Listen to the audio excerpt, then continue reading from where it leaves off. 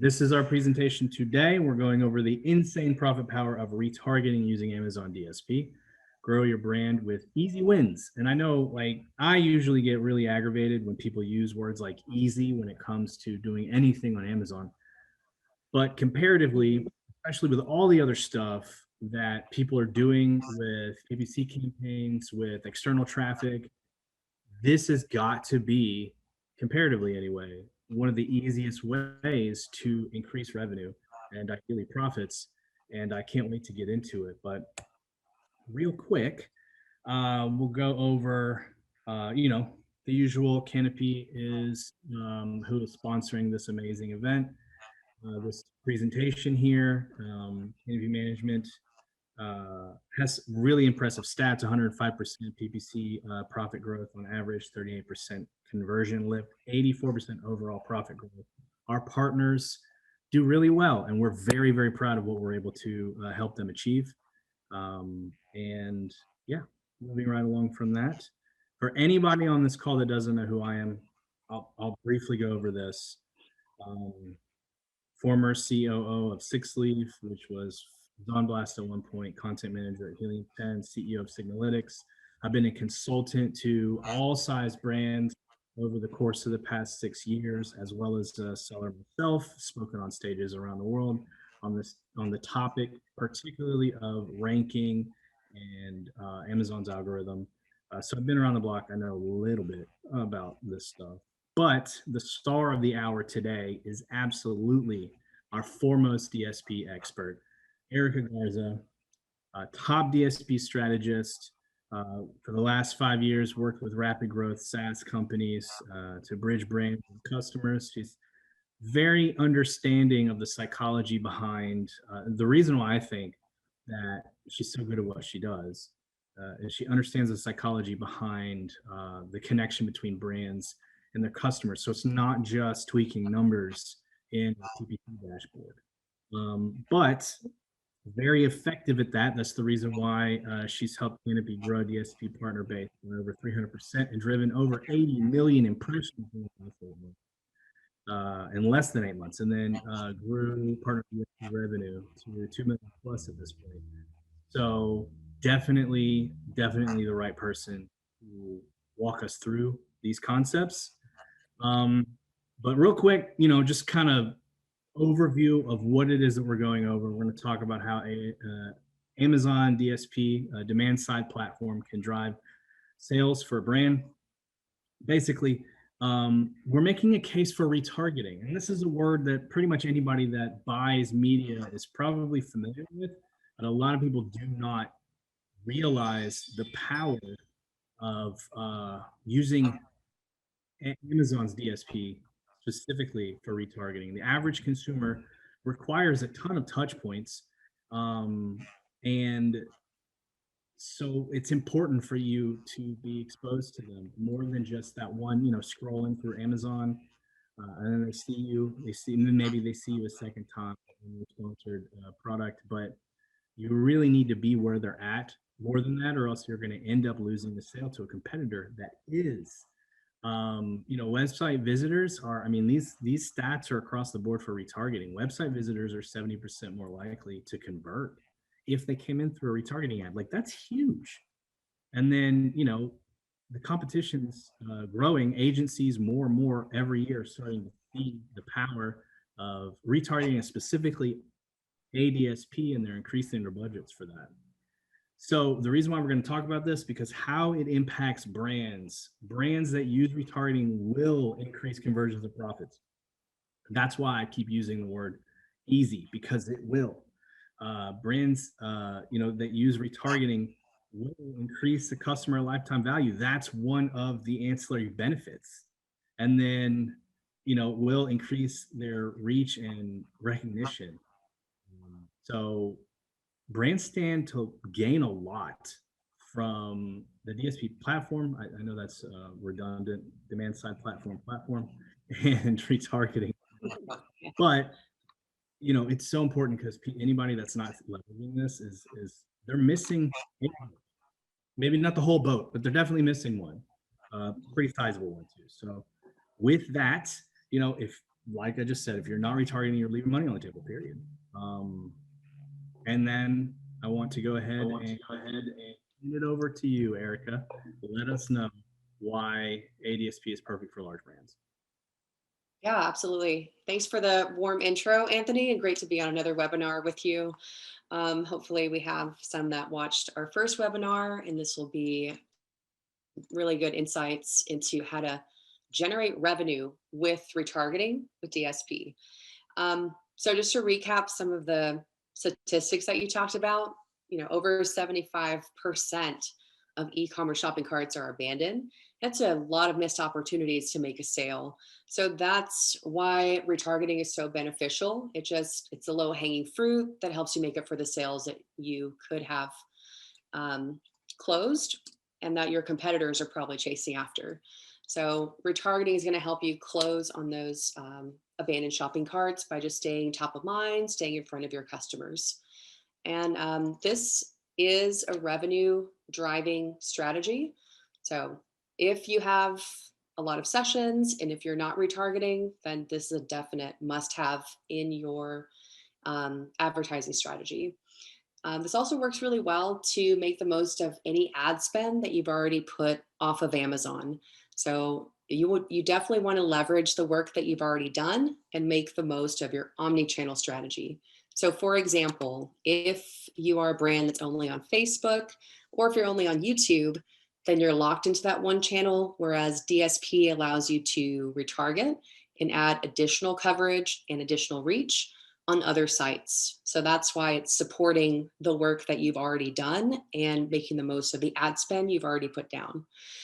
So again, with retargeting, you can launch quickly, you can drive sales right away. And with a large brand with high session, you can start being profitable right out the gate. So within the first couple of weeks, and then once these optimize, you'll have a long-term revenue generating campaign. So if we look at the next slide, we'll talk a little bit about what else makes it so valuable. So it does support your on platform or on Amazon performance and helps increase your conversions, typically by 30%. I've seen this number much higher than 30%. That's just an average. But most importantly, it increases your customer lifetime value by not only targeting potential customers and gaining that low hanging fruit, turning it into sales, but you can also target your past customers and drive repeat purchases. So that's why it's such a powerful way to increase CLV. We all know how expensive it is to acquire a new customer. So a retargeting strategy just allows you to make the most of what you already have in place. And it works well for consumable products that need to be replenished. If it's a one-time purchase, it can work well for that strategy too, but typically for consumable type products. And we've also seen DSP massively increase branded keyword search by at least 40%. So if you're putting this together with a top of funnel strategy and bottom, then you can see a huge impact in branded search. And overall, it just has a synergistic effect to your on Amazon performance, since you're driving extremely targeted traffic that's very likely to convert. So very synergistic effect with DSP. So what else can we do with DSP? So I want to talk about the specific types of retargeting that you can leverage. So here are just a few highlights. So you can build a custom audience from your own data. And this is a very cost-efficient way, easy way to get started. So if you're not already targeting larger in-market segments, or if that's too much of a reach, you can start with a pixel on your website and start with the email list that you already have. That also leads us into ASIN retargeting, where you can reach out to past customers that have seen your ad or seen your detail page, but have not converted yet. So here's where we want to start to drive sales. You can also use custom audiences if you're non-endemic. So if you're not on Amazon at all, then you can bring in your own data. So that's one easy way to get started and make the transition to Amazon if you've not already. But once you have your data, then you can start generating even more audiences and lookalike audiences to expand your reach. So a lot of options available with retargeting. One of the key differentiators with DSP, as opposed to sponsored display, is that you can use custom creatives. So with DSP, you can use fully custom banners, billboard ads, skyscraper ads that really stand out from your competitors. And that's something that you can't do with sponsored display. So it gives you a lot of creative control in how your ads are displayed, how you're telling your brand story, and then exactly where you're driving that traffic. And I also want to mention just real quick here, there's some new exciting developments with OTT. And we touched on this during our last webinar. Honestly, we can probably do another webinar solely on OTT, but just to give everyone a quick intro. So OTT stands for over the top, and that refers to streaming ads that are available on Fire TV. It's also called CTV or connected TV. So this is basically streaming and not cable ads. So this really opens up the door for smaller brands that are needing to grow, that want to get a competitive edge. You can put your 30-second video ad in front of premium content like top broadcasting and network apps, Thursday Night Football, Amazon News app, and IMDb TV, which is the only free streaming platform, and it's also owned by Amazon. So Amazon owns the data and the platform, which allows for seamless delivery and really detailed reporting with the first party data, which we talked about in our previous webinar. So it's all coming together full circle. But it's a great option for performance-based marketers to get the edge. So with OTT, you can also launch retargeting to ensure that you're making the most of your ad spend and of your media buys. So definitely something to consider if you are looking to scale. Awesome. So let's talk about the results. And again, I didn't want to choose an anomaly and just kind of a one-off success story. So here are two different brands running 3 months of retargeting campaigns. And here you can see a very high total return on ad spend consistently month over month. So with just retargeting only in 3 months, they hit a 12x total return. And then on the, and that's for targeting past viewers. And then if you're targeting past purchases, you see a much higher return with the loyalty campaigns and driving second and third purchases. So this is the type of results you can expect to see with retargeting. And of course, even in month one, you see right out the gate, they're hitting some really high numbers. So definitely something to consider. If you're a large brand with high sessions, then you definitely should be retargeting. And that's standard. I mean, that's what we expect to see with retargeting, and that's not even during a tentpole event, right? We've yet to gather the data from Prime Day, and that doesn't include Q4 of last year. So definitely seasonality is something to consider. So Q4 would expect those numbers to double, easily double, especially with top of funnel. So we are just now on the horizon of planning for Q3 and 4. So again, this is a good time to start looking into this type of advertising. So highlight reel, just a quick recap on what we've talked about today. So retargeting is there to drive sales. 75% of customers abandon their shopping cart. You can use retargeting to remind them to purchase, and you can get results quickly. This is something that I recommend for brands that have over 20,000 sessions and above. So that's how you can launch quickly and start getting results. But again, this supports your on Amazon performance by driving highly targeted traffic based on your own data. That's going to boost your conversion rate, your organic ranking, branded keyword search, and just overall performance. So yeah, there's a lot of different things we can do with DSP, but regardless of what your goal is, we can help you reach those goals, especially if it's generate sales, then you can do that with retargeting specifically. So for those of you that might be curious, There are a couple ways. Now, we went over this in the first webinar we did a week ago, but I want to reiterate, there are a couple ways that you can get started with DSP. If you aren't currently running DSP ads, you can work directly with Amazon, but keep in mind that they have some pretty steep minimums per month. They want you to spend a tremendous amount of money, and you don't have as much flexibility with your testing. An alternative to that is use an agency like Canopy, where basically we have much more reasonable monthly spend and a lot more flexibility. So the name of the game isn't just to get you to spend all of your ad dollars and give it to Amazon. It's to figure out how to optimize and make your DSP ads work for you to the best that they can. Then everybody's happy. So how you can inquire about that, visit canopymanagement.com/webinar offer. So we did have a question. This is the Q&A portion. We do have a question now. Somebody asked, hi there, 20K sessions per what?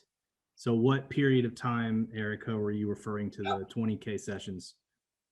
Yeah, ideally per month. I have worked with some brands that had lower sessions, but we had a top of funnel strategy in place to increase the session. So 20K per month recommended. Absolutely. Okay. And then how do you enroll? So if you're talking about how to enroll with DSP, if you do it through Amazon, you're going to sign up with what is it called? AMG. AMG. That's right. Amazon. Oh, sorry, AMS, Amazon Managed Service. So they do charge 35 grand to get started, plus a per order fee. And each time you launch a new order, you'll see that per order fee. So it gets pretty steep. Again, we don't have those minimums. I recommend at least 10 to 15K for DSP. That way you can start generating results. But yeah, we have a lot more flexibility with testing and creative and pulling all these levers. That way we can start generating results. So I also think it's really important to mention that, Erica has a strategy. She showed you some of the typical results. That strategy involves utilizing various DSP placements. There's, essentially addressing the whole funnel, but the retargeting part specifically is the part where you just increase everything, right? So if you're doing top of funnel stuff, you're getting new buyers in.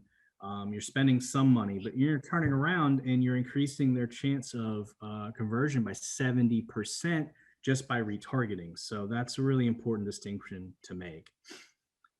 Okay, so we had a couple other questions. What's our minimum monthly ad spend for DSP offer? As Erica just mentioned, she definitely recommends that you start between 10 and 15,000 a month, just because that will ensure that you're running ads to all the right places, right? So you're all the funnel pieces, and then also make sure that you have enough room to do testing, and so for optimization. So, but if you can if you could put $10,000 a month into DSP advertising, you saw the results. This 12 to 18 ROAS, like you're gonna make that back so freaking hard.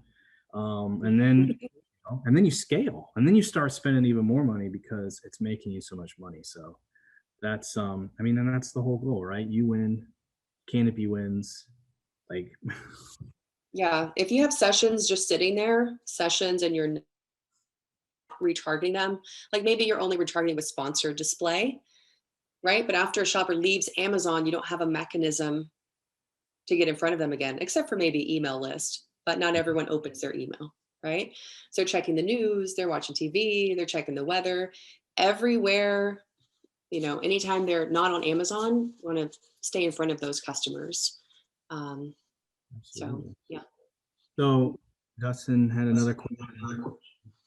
So to join the DSP, 35,000. I just want to make sure I understand. Or is that minimum spend? That's minimum spend. 30 to 35 is what Amazon. If you choose to work through Amazon's managed services, then they want you putting that many dollars per month into your DSP ads.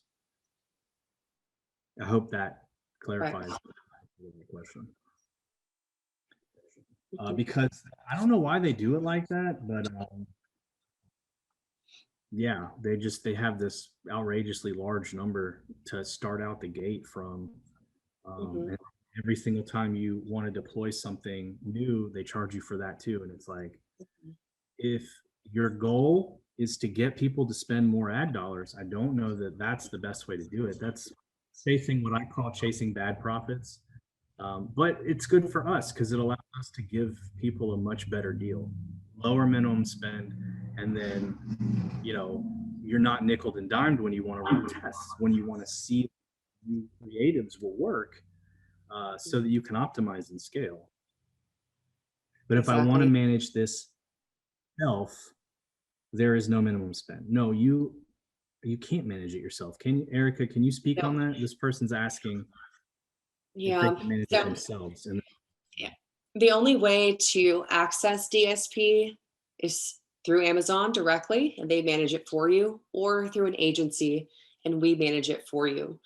There is a dashboard we can give you access to see maybe a handful of metrics, just so you have your finger on the pulse of what's happening, but you don't get full control. So that's something that our team manages for you. Yeah, so it's not a self-serve platform like Sponsored is. Right? Yeah. DSP at this point is not, it doesn't have like a self-serve dashboard. You're not going to log into your backend and run things yourself on DSP. It's either Amazon manages it or an agency manages it. And I know firsthand agencies have to jump through quite a few hoops and actually work with another agency for an X period of time before they're allowed to manage people. So that it's definitely not open to any and everybody, for sure. All right, so we had another question. Does your average ROAS 12 to 18% differ massively over different categories? Before you answer that, Erica, I do want to clarify, that's not 12 to 18%. ROAS is 12 times to 18 times your ad spend. So that means you spent $100 on ads, you got back $1,200 to $1,800. But the question for you, Erica, is does that percentage or does that amount differ massively over different categories? It does depend on a few different factors. So that's why I always recommend starting with low-hanging fruit. If you have 50,000 sessions laying on the table, that's a huge pool that we can retarget, and you will see results right away. If you have, let's say you have a luxury item that's a one-time purchase, then that may be a little bit more difficult for retargeting because your customers are considering lots of other things, right? You know, the quality, they're looking, maybe doing some research online. If they can find you, great. If they're doing their research, then they can't find you or you have any bad reviews, that's going to be a harder sell. Of course, you still want to stay in front of those customers, absolutely.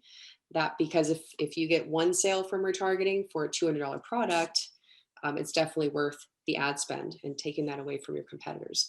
But I've seen this work very well for consumable products, right? That's where we see these this high return on retargeting. And it is seasonal, so you'll see huge jumps during tentpole events too. So yes, it depends on the category. Give me a specific example. I might have some results that I can share with you. That makes sense on the consumable side, though, since the whole behind retargeting is bringing people back, and then when people come back once, they tend to come back multiple times, and you know, it ends up being profitable all the way around. But yeah, I've seen, talking about tentpole events too, there's just so many factors on Amazon, and it's weird because it almost feels like these factors just multiply the effects. It's like DSP is good on its own, but then when you have an event, it's even better. When you have things like, if you happen to get a badge, I've seen DSP ads just blow out of the water everything whenever that badge is attained, right? Like if it's an Amazon choice or a bestseller badge, it's wild. It's like there doesn't seem to be anything to diminish the power of DSP so much as so many different factors just help. You know, it's like and I think the reason why, this is my theory, but you know, I'm not an expert on this. I think the reason why is because Amazon's so good at targeting that, you know, they're getting in front of the people that make those decisions after they see, oh, this is a bestseller, that's the one I want, right? So they're just so good at knowing who's going to buy, and that's what you're leveraging when you use these you know, these types of ads, I think. Yeah, absolutely. It's that synergistic effect, right? Driving extremely targeted traffic back to the platform. And definitely, Amazon favors that. So it's very powerful. And another cool thing, since we're just coming off the tail end of Prime Day, these ads, like if you use Amazon's responsive ads, you can leverage their branding and showcase a um, Prime deal coupon on top of your DSP ads. Oh, So, I mean, wow. that's really powerful right there. Do you know if they if they of, I guess, borrowing their brand imagery for Cyber Week? For Cyber Week, I'm trying to remember if we saw deals last year. I don't remember seeing the banner across like we did this year for Prime Day. We have that blue banner across anyone that had a deal. But they may offer something this season since they did implement that for Prime Day. So hopefully we'll see some new creatives coming out for their responsive templates. That's yeah, no, I do think that blue banner was new this year, so likely they're gonna do, and that's the cool part too. Whenever they come up with like new ways to show or showcase like their signals on deals and stuff, DSP is the first platform they push that stuff to. Like immediately they're gonna go, okay, we're gonna open this up to the DSP, which is, I mean, awesome. So I have no doubt that come Cyber Week, you're going to see the ability to really use some amazing creatives because they're not going to have another day that big until Cyber Week, right? So Prime Day's over. The next big target for Amazon, the next huge like crosshairs is on Cyber Weeks, you know, Black Friday, Cyber Monday. So I think we're going to see a lot of awesome stuff. So if you're not running Amazon DSP ads, now's the time to get in there so that you can have a leg up on your competitors come Cyber Week. I think this is the prime time to start preparing for that, because that should be your next big sellers. That should be your next big crosshair target time period too. Because if you prepare properly for these tentpole events, you can 10x, 50x, 100x your results if you have all of the right promotions in place and the right, you know, ad funnels moving into that time frame. Anyway, that was my tangent. Sorry. Yeah, no, absolutely. I mean, you want to plan at least 6 weeks in advance. But for retargeting, this is something you could have evergreen at all times. But, you know, the results that we show were over 3 months. So that's consistently just running in the background, generating sales. And, you know, new inventory limits on Amazon, they are looking for your sales velocity. So this could help support your inventory if you're having issues with that, and just improve your score and your ranking and sales velocity. I didn't even think about that, but you're absolutely right. If you already leverage ad properties to push sales and you're not leveraging ADSP, you could leverage ADSP and increase that even more. And that Yeah. velocity is going to help you increase your storage limits, which you're going to want moving into the holidays. Yeah, You know, totally synergistic effect. Truly. definitely. Okay.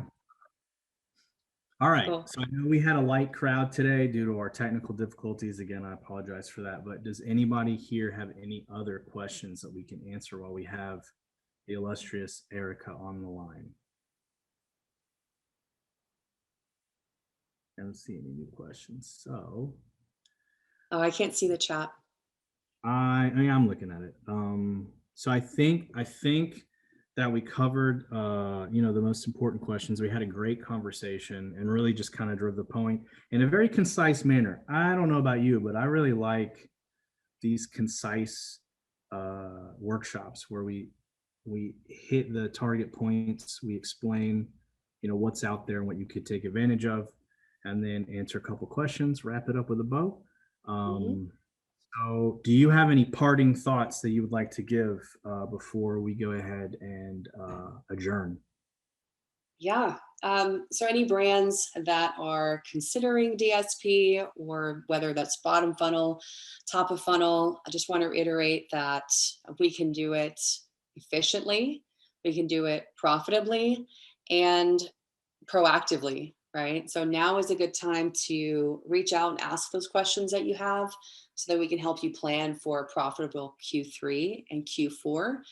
And we just want to help dispel the myth that DSP is like untouchable or super difficult, and boil it down to how to use it to generate sales and all these other benefits. So to make it easy for you guys, you can reach out to me. I can give you a quick analysis, can dive in and give you a couple pointers to get you started. So email me with any questions, and happy to help. What's your email? Erica with a K at Canopy Management. I'll put it right here. Cool.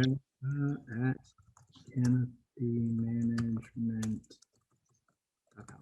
Okay. Sweet. All right, ladies and gentlemen, thank you very much for tuning in. Thank you so much, Erica, for your amazing in-depth knowledge on the wonders of DSP. Hopefully, we will be able to target some of those deeper conversations in the future when we're talking about OTT. We can do another presentation where we talk about the effects, the impacts DSP has had on these tentpole events. Now that we have the ability to, look at a little bit of data and present that. So we'll definitely continue the conversation in the future. Until then, stay tuned. It was fun. Bye. Awesome. Thanks. Bye.